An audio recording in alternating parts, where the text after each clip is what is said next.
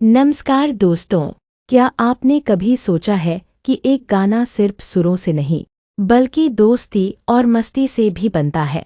आज हम आपको लेकर चलेंगे मुंबई के एक पुराने रिकॉर्डिंग स्टूडियो में, जहां दो अलग-अलग स्वभाव के गायक, एक शांत और अनुशासित और दूसरा मस्ती से भरपूर, मिलकर ऐसा जादू करते हैं कि हर कोई उनका दीवाना हो जाता है।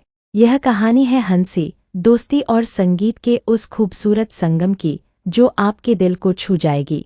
तो वीडियो को अंत तक ज़रूर देखिएगा, क्योंकि आखिर में आपको मिलेगा एक प्यारा सा संदेश जो शायद आपकी सोच बदल दे। मुंबई के एक पुराने और शानदार रिकॉर्डिंग स्टूडियो में आज बहुत चहल पहल थी। रफ़ीक नाम के एक बहुत ही सुलझे हुए और मीठी आवाज़ वाले गायक अपने समय पर वहाँ पहुंचे। उन्होंने अपने हाथ में गानों की एक डायरी पकड़ी हुई थी और उनके चेहरे पर हमेशा रहने वाली एक प्यारी सी मुस्कान थी। रफ़ीक को अनुशासन बहुत पसंद था और वे हर काम समय पर करना जानते थे। उसी स्टूडियो के एक कोने में एक बड़े से माइक्रोफोन के पीछे कोई छिपा हुआ था। अचानक वहां से जोर-जोर से बिल्ली के म्याऊं म्याऊं करने की आवाज़ें आने लगीं। यह किशन थे, जो अपनी चुलबुली हरकतों और कमाल की आवाज़ के लिए मशहूर थे। किशन को सादगी पसंद थी, लेकिन वे हर पल को मज़ेदार बनाना चाहते थे। वे टेबल के नीचे छिपकर शरारत कर रहे थे।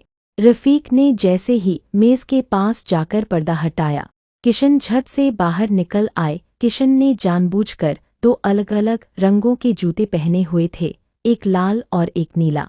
रफ़ीक उन्हें देखकर अपनी हंसी नहीं रोक पाए। किशन ने रफ़ीक का हाथ पकड़कर उन्हें जोर से नमस्ते किया और कहा, आज का गाना तो बस कमाल का होगा दोस्त। रिकॉर्डिंग शुरू होने से पहले किशन ने अपना जादुई गला साफ करने का तरीका दिखाया। उन्होंने एक कांच के गिलास में थोड़ा सा पानी लिया और उसमें स्ट्रॉ डालकर बुलबुले छोड़ने लगे। वे बुलबुलों की आवाज़ के साथ साथ गाने की धुन गुनगुना रहे थे। उनका मानना था कि इससे आवाज़ में और भी ज़्यादा जोश आ जाता है। रफ़ीक ने भी कोशिश की कि वे भी किशन की तरह मजाक करें, लेकिन वे बहुत ही विनम्र थे। उन्होंने धीरे से गिलास उठाया और एक छोटा सा बुलबुला बनाने की कोशिश की, लेकिन अचानक पानी की एक छोटी सी बूंद उनकी नाक पर गिर गई। यह देखकर रफ़ीक खुद भी ठहाके मारकर हंसने लगे। स्टूडियो का माहौल अब पूरी तरह से हंसी खुशी से भर गया था।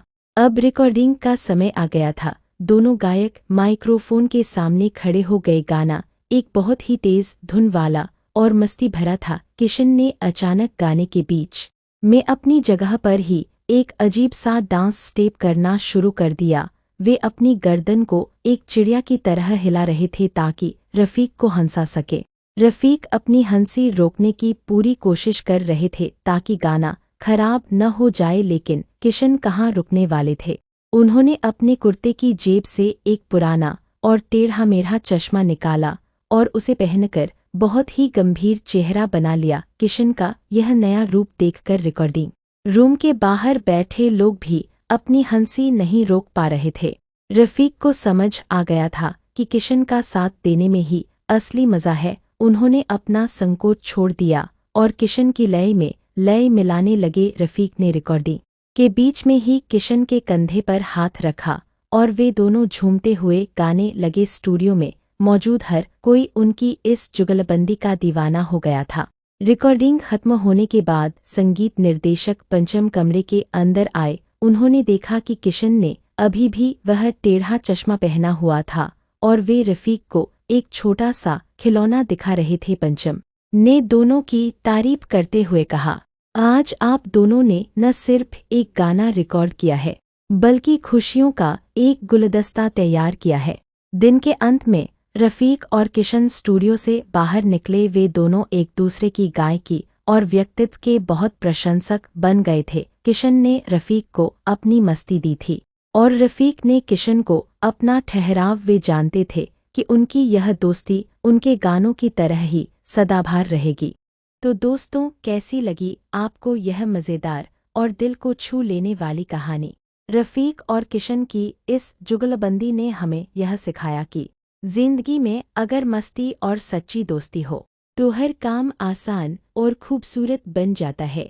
अगर आपको यह कहानी पसंद आई हो तो वीडियो को लाइक करें, अपने दोस्तों के साथ शेयर करें और ऐसे ही दिलचस्प और प्रेरणादायक कहानियों के लिए हमारे चैनल को सब्सक्राइब करना ना भूलें। आपकी एक सब्सक्राइब हमें और बेहतर कहानियाँ लाने की प्रेरणा देती है। मिलते हैं अगली वीडियो में एक और शानदार कहानी के साथ। तब तक के लिए मुस्कुराते रहिए और खुश रहिए।